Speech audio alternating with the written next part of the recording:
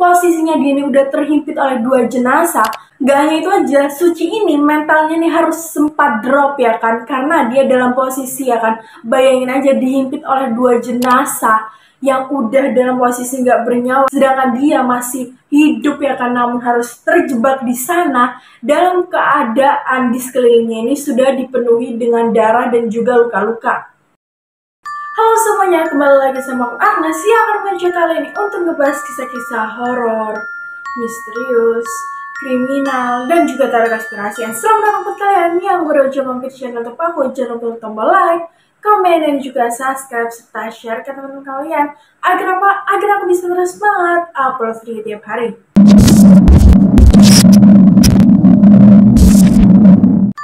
Dan hari ini aku akan mengajak kalian nih untuk ngebahas mengenai tragedi kelam dahsyatnya gempa Padang pada tahun 2009 yang mungkin beberapa dari kalian belum pada tahu. Kejadian ini sendiri pun terjadi pada tanggal 30 September 2009. Nah, saat itu Ibu Herti yang usianya 51 tahun tengah pergi ke Hotel Ambacang untuk menghadiri sebuah gathering yang diadakan oleh Dinas Kelautan dan Perikanan.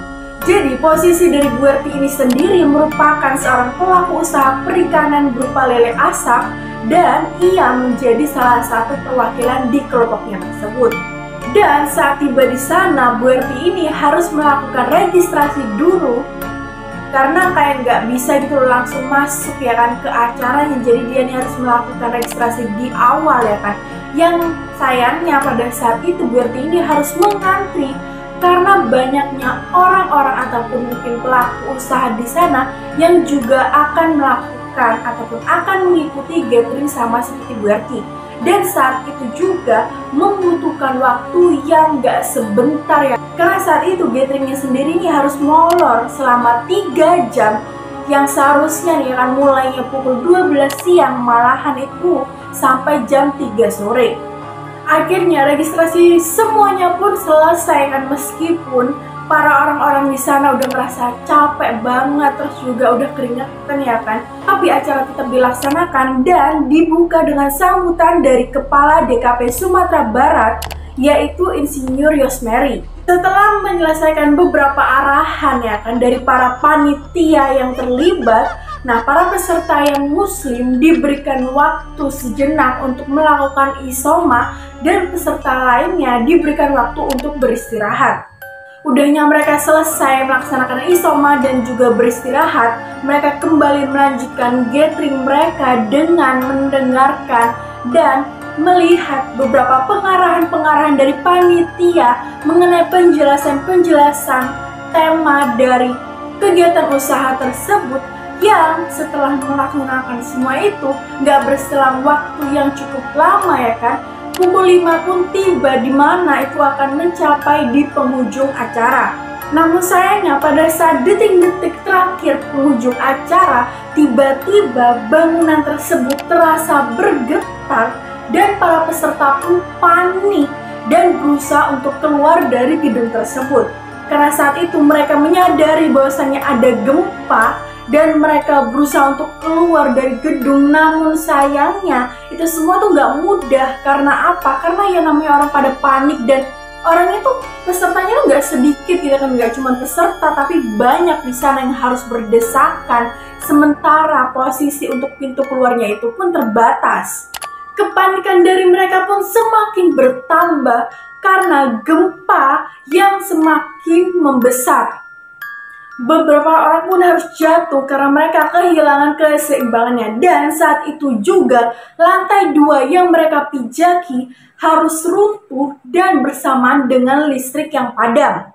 Saat itu pun keadaan semakin kacau, ditambah lagi dengan teriakan-teriakan dari para korban, di mana saat itu juga banyaknya runtuhan dari properti-properti yang ada di dalam gedung tersebut ataupun material yang ada, bersamaan juga yang terjadi pada Ibu Herti ini. karena sesuatu menghantam kepalanya dengan sangat keras hingga menyebabkan nyeri yang cukup luar biasa. Nggak sampai di situ aja, Ibu RT ini kan menggunakan hijab ataupun kerudung ya, dimana kerudungnya ini sudah dipenuhi keringat, namun bukan keringat pada umumnya, melainkan sudah dilumuri dengan darah. Saat itu Ibu RT sendiri masih bertahan hidup ya kan, sambil memegang kepalanya yang benar-benar nyeri, sudah dilumuri dengan darah. Ibu RT berusaha untuk keluar dari gedung tersebut dengan cara merangkak dan mencari di mana titik pintu untuk keluar dari gedung tersebut, yang posisinya saat itu pun dalam gedung tersebut sudah dalam keadaan gelap gulita. Syukurnya saat itu setelah melalui beberapa proses susah untuk keluar dari gedung tersebut, Ibu RT pun bisa keluar dari gedung tersebut walaupun dalam keadaan yang benar-benar lemes ya kan, sambil memegang kepalanya. Dan di jalan, para warga pun melaju dengan sangat cepat menggunakan kendaraan milik mereka sendiri karena mereka ini panik karena mendengar bahwasannya tsunami akan datang. Beruntungnya di tengah kegaduhan tersebut ada seorang remaja yang menggunakan kendaraan motor berhenti dan melihat Ibu RT ini dalam keadaan yang luka-luka dan berusaha menolongnya dengan membawanya ke rumah sakit. Selain Ibu RT yang harus menghadapi kejadian tersebut, ternyata ada korban lagi yang selamat namun harus melewati peristiwa yang cukup mengerikan, yakni Suci Rafioka yang merupakan seorang dosen di Sekolah Tinggi Bahasa Asing ataupun STBA di Padang. Saat gempa terjadi, Suci sendiri sedang mengajar di lantai 4. Karena guncangan gempa yang dahsyat, sontak semua orang yang ada di ruangan tersebut menjadi panik dan tanpa pikir panjang ataupun arahan sedikit pun mereka semua berusaha bergegas untuk menyelamatkan diri mereka masing-masing. Di mana para mahasiswa tersebut berusaha untuk lari menuju ke tangga yang tangga tersebut merupakan satu-satunya akses untuk keluar dari gedung. Namun siapa sangka gitu kan, pada saat itu mereka semua ini pada panik untuk berdesakan turun melalui tangga. Namun sayangnya tangga ini sendiri nggak kuat gitu kan menahan dari banyaknya muatan dan juga goncangan akibat gempa yang mengakibatkan tangga itu pun juga runtuh. Langkah Suci pun harus terhenti ketika salah satu beton menimpa kakinya. Disusul juga dengan reruntuhan-reruntuhan beton lainnya yang berusaha menimpa dirinya. Namun saat itu reruntuhan-reruntuhan beton tersebut menimpa 2 orang yang ada di dekat Suci duluan. Nah, 2 orang itulah yang kemudian menghimpit tubuh Suci dan naasnya mereka berdua ini harus meninggal di tempat pada saat itu. Suci sendiri posisinya udah nggak bisa bergerak sama sekali ya kan, dan dikelilingi ataupun terhimpit oleh 2 orang yang sudah meninggal. Banyak juga beberapa mahasiswa yang terjebak di gedung reruntuhan tersebut. Nah, setelah tersiarnya kabar mengenai runtuhnya akibat gempa yang ada di STBA ini, beberapa saat kemudian muncullah tim SAR dan juga TNI serta BRIMOB menuju ke TKP. Saat tiba di sana, mereka langsung bergegas untuk menyusuri lorong tiap kampus untuk mencari korban-korban yang masih selamat. Dan langkah mereka pun itu benar-benar ekstra hati-hati karena dalam keadaan gedung ini udah rapuh ya kan. Dan jika mereka ini lengah, maka itu akan mengakibatkan reruntuhan yang kedua kali. Para tim SAR dan juga tim lainnya pun harus mendengar jeritan-jeritan lemah dari para korban dan berusaha mencari dari mana asal sumber suara tersebut. Dan suara Suci sendiri pun udah lemah banget karena posisinya dia ini udah terhimpit oleh 2 jenazah. Gak hanya itu aja, Suci ini mentalnya nih harus sempat drop ya kan, karena dia dalam posisi ya kan, bayangin aja dihimpit oleh 2 jenazah yang udah dalam posisi nggak bernyawa, sedangkan dia masih hidup ya kan, namun harus terjebak di sana dalam keadaan di sekelilingnya ini sudah dipenuhi dengan darah dan juga luka-luka. Setelah menemukan para korban, tim SAR pun berusaha untuk melakukan evakuasi. Namun sayangnya pada hari Rabu tersebut, Suci ini masih belum bisa dijangkau. Karena saat itu posisinya petugas harus menyingkirkan ya kan beton-beton ataupun reruntuhan-reruntuhan yang besar yang menimpa Suci ini. Jadi kayak membutuhkan waktu yang gak sebentar dan gak mudah. Dan saat itu Suci ini harus menguatkan dirinya sendiri karena juga harus menahan haus dan juga lapar. Setelah petugas berusaha dengan sangat keras ya kan untuk membantu Suci ini, untuk menguatkan Suci ini, akhirnya petugas ini berhasil.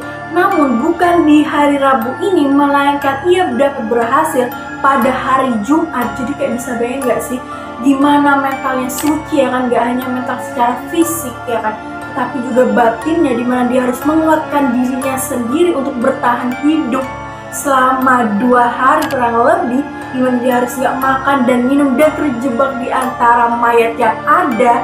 Dan saat itu pun, dimana pihak tugas bisa menjangkau tempat Suci ini terjebak pada saat sekitar pukul 5 sore. Dan setelah melalui beberapa proses yang cukup mengerikan dan juga cukup melelahkan, petugas akhirnya berhasil mengeluarkan Suci ini dengan benar-benar selamat ya kan. Walaupun saat itu tumit kaki dari Suci ini udah patah. Dan pihak petugas segera melarikan Suci ini ke rumah sakit terdekat yang ada di Padang. Akibat gempa Padang yang cukup dahsyat ini memakan korban gak main-main, yakni sekitar 6.234 orang yang tersebar di 3 kota dan 4 kabupaten di Sumatera Barat. Gempa yang terjadi di Padang saat itu membuat seakan-akan di Sumatera Barat ini menjadi lumpuh, dan gempa ini terjadi akibat pertemuan antara 2 lempeng besar, yakni lempeng Eurasia dan juga lempeng Indo-Australia yang bertemu di patahan Semangko. Ternyata ini bukan hanya gempa pertama yang dahsyat, melainkan gempa dahsyat ini sempat terjadi pada tahun 1926 di Indonesia pada masa dalam era kolonial. Oke teman-teman, itu tadi mengenai kisah memilukan dari tragedi dahsyatnya gempa Padang yang terjadi di tahun 2009 lalu. Ya kita doakan gitu kan, semoga gempa ini gak akan terjadi lagi khususnya di Indonesia sendiri. Dan gimana nih pendapat kalian? Apakah video ini kalian tertarik, dan juga video-video ataupun tema apa lagi sih yang ingin kalian bahas dengan aku? Kalian bisa komen di bawah.